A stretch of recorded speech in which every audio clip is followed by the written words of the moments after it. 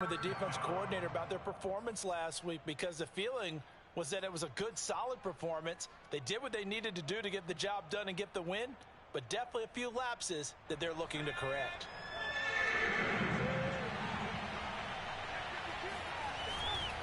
On third down, they'll run it with Sanders. And looking for a lane, but none to be found for Sanders as they stop him short of the line to gain.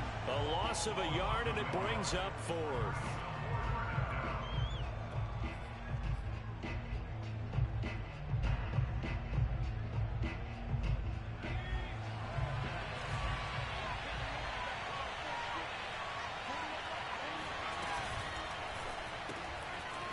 Gets it out quickly here to the left flank. And he's able to pick up the first down here before he goes down at the 26.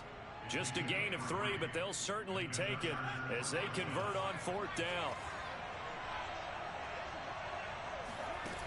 They go play action here on first down. And he takes a shot on the release as this will be incomplete. These two teams, they met in L.A. earlier in the year with the Chargers coming out victorious. So they're looking for the series sweep here in Denver.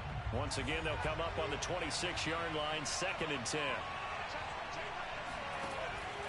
They'll drop to throw. And that's off the mark, incomplete. That was well played, but that was also an example of a corner who understands his coverage, realized he had support behind him, and could be a little more aggressive in the shorter zone, and did exactly that, knocking that pass away. Looking for the end zone. And unable to connect, incomplete. I'll give them credit, they took their shot, but it's going to bring up fourth down.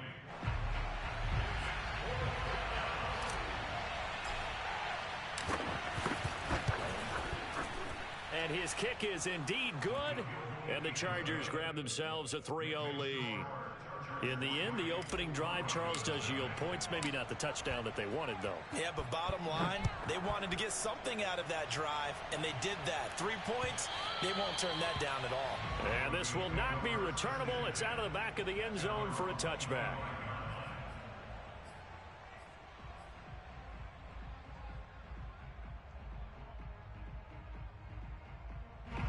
Denver offense at the line, ready to go.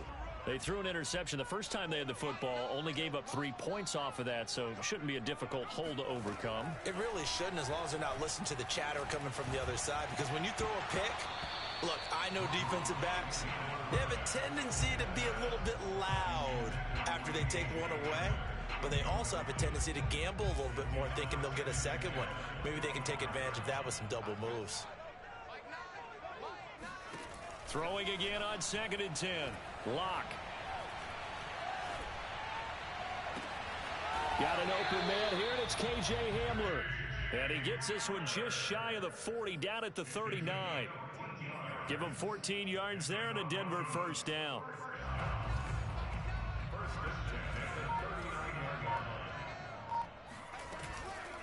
From the gun, he'll hand this off. Finding some room at midfield. And he'll take this to the other side of midfield before going out of bounds. A 14-yard pickup. That's 14 yards on 2 straight plays. So from Charger territory now, here's a 1st and 10 at the 47.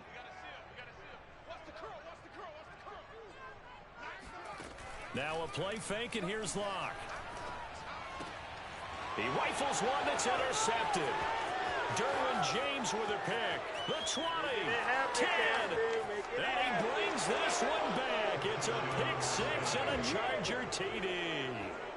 Well, it certainly looked to me like he tapped into the quarterback's thought process there. And what I'm hearing more and more when I go around the league, defenders sitting in on quarterback meetings trying to learn more about how they think so they can be in the right position to be in the right spot, as he was there to pick that one off and take it all the way back for a touchdown. So an early 10-0 lead for them now as they kick it away. And they will not get a chance to return this one as it's through the end zone for a touchback.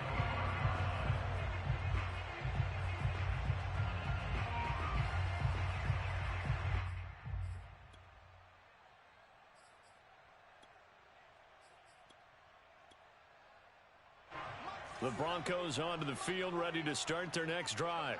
And following the pick six, and they have decent field position in throwing that pick six. We'll see how they attack this drive. And I think all you say to your guy is, listen, let's just take care of the football a little bit better. Make some better decisions on this drive, and they'll probably help him a little bit with maybe some really high percentage throws early to let him get settled back in. But they told him, and they told us, they've got confidence. That's not a problem. Yeah, not a problem at all. They just want to make sure they get things settled down a little bit for their offense and give their defense a little bit of a chance to rest. He didn't seem in a rush. I guess they just didn't know where the play clock was. I think you're right about that because there was no hurried movements there, right? No up-tempo at all. Clock just ran out. I think he was as surprised as maybe his bench was. Block off a play action.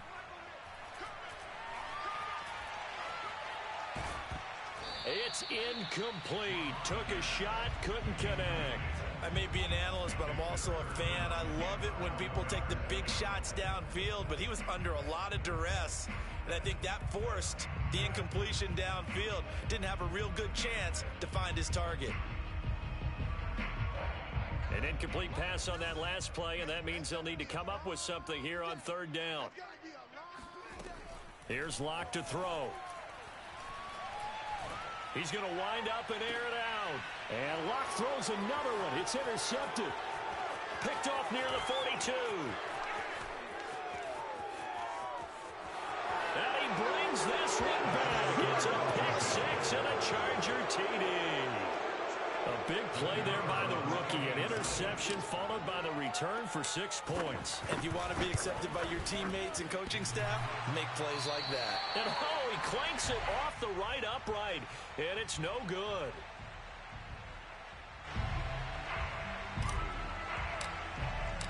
So they throw the pick six. They'll get another shot at it now as this one's in the air. And this will be a touchback as that sails over the end line.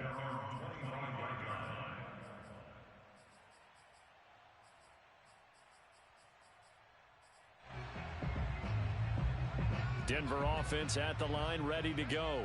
And you figure this should be a healthy, arrested, a focused unit, and they're working on a good winning streak. They had the week off last week.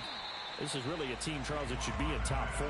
I would agree absolutely with that. What coaches worry about, what organizations worry about, though, is overconfidence. They've been playing so well, and now they've had that extra time off. And we've seen teams come back off the open week and come out flat. So what a lot of good coaches do is they kind of game plan for that with their teams. On defense, they may blitz more in the beginning to get them going. On offense, they may go more up-tempo. Anything to get them out of that lethargy right at the beginning. 18 yards on his first catch of the game. It's a first down. Well, I think when they look at their offense, they think to themselves, weapons, weapons everywhere, and they want to move the ball around. They want to spread it to different people, but you absolutely know they want to get this man involved as well, and that's what they just did on that play. And he'll be brought down at the 50 after a gain of about 5.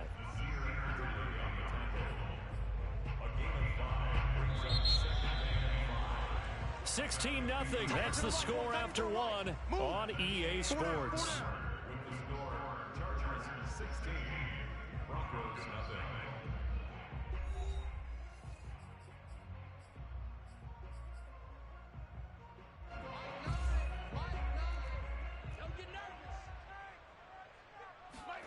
From midfield, here's Locke. It's caught by Mike Evans. He's going to go out of bounds, but he takes this one down just shy of the 20. That one covers 29 yards. First down.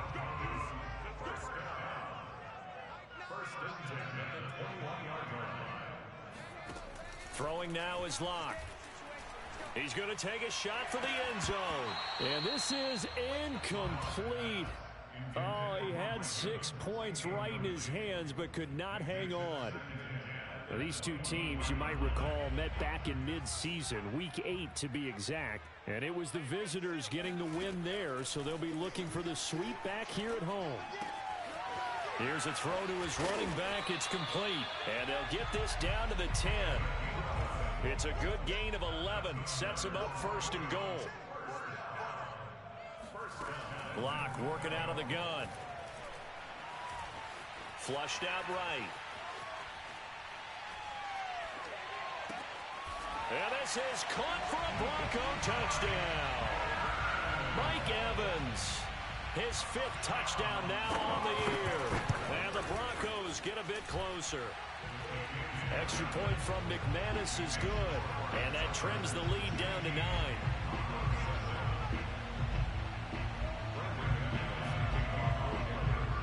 After the touchdown, here's McManus now to kick it away. This one fielded at the 5. And he's going to be taken down inside the 10 at about the 8-yard line. Now, after the completion, we're going to get a timeout, an injured player. We'll step aside and get a report when we come back to Denver.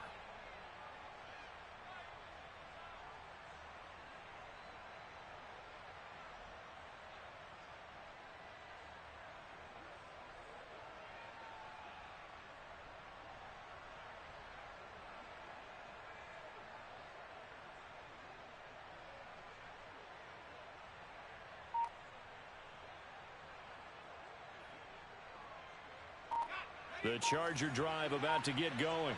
And they're not going to play this conservative, I don't think. They had the field goal last time, and they're up, but they're looking to put a drive in the end zone. Oh, I agree with you totally. No one goes out on the field and says, all right, let's just settle for 3, except in certain situations, trying to ice a game, that sort of deal.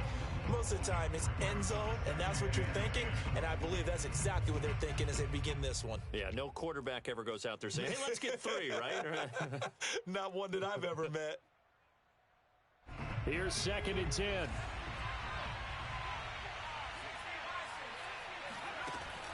Off the play fake, he'll look to throw. Eluding the pressure right. Nothing open downfield, so he'll throw it away. Well, you most certainly don't want to go 3 and out here and give the football right back because your friend, Old Momentum, he's wondering if he should change sidelines about right now. And if you don't convert here, guess what? He's going to make the trek to the opposite side, and all of a sudden, you've got a battle on your hands. Flush to his right, and that's incomplete. Problems on 3rd down so far in this first half. Relatively small sample size, but they're now 0 for 3. And the average in the league, somewhere around 40% on 3rd down for offenses. So what's the answer to this? Either convert them or don't get to 3rd down in the first place. Get your big chunks of yards on 1st and 2nd down. They'll call that a 61-yard punt. He got all of that one. And the Broncos take over, 1st down and 10.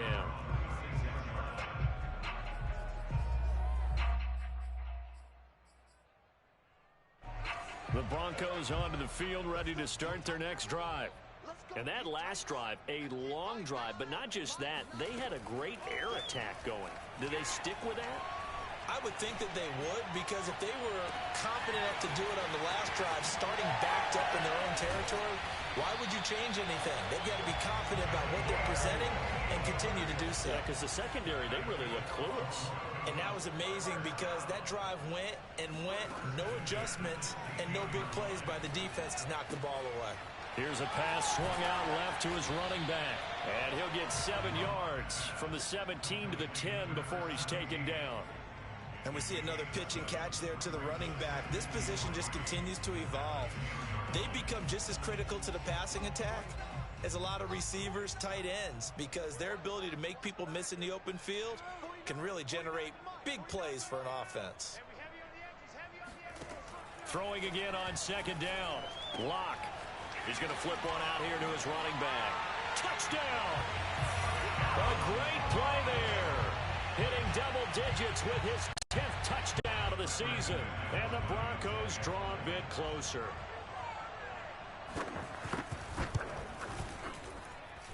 McManus's point after is good. And the lead is down to 2.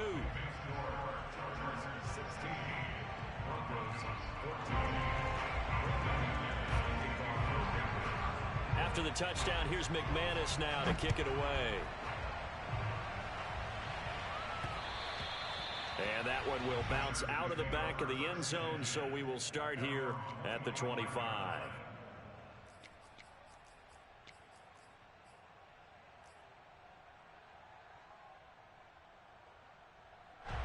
The Charger drive about to get going. And on the last go-around, they really couldn't get anything going. They had to punt from deep inside their own territory, which means you're going to lose the field position battle as a general rule. What they're looking for now is a little more consistency, move the ball at least a few times on offense, get a couple of first downs, and hopefully flip the field. Yeah, just something to build off of. That's what they're looking for here. Now a play fake here on first down. Steps away to his left. And he's able to get this one out closer to midfield across the 45. He'll wind up getting 9 after tucking it and running, so it'll leave him with 2nd and a yard.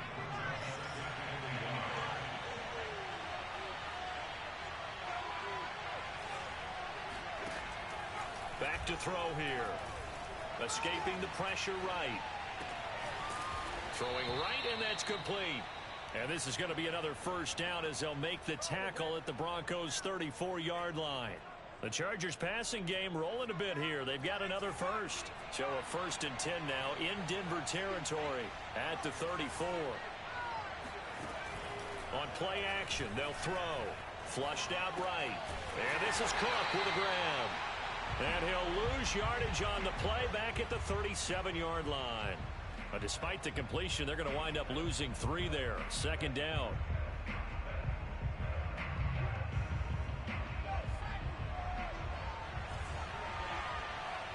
And we've hit the 2-minute mark in this first half of action.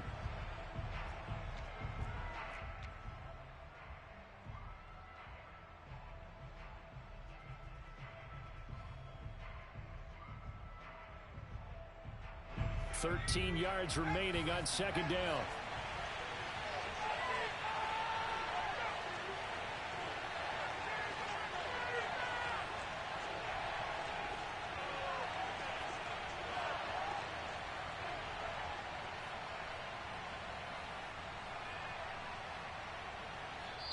Now the Chargers going to signal for the first of their timeouts. So as they take it over, we step aside.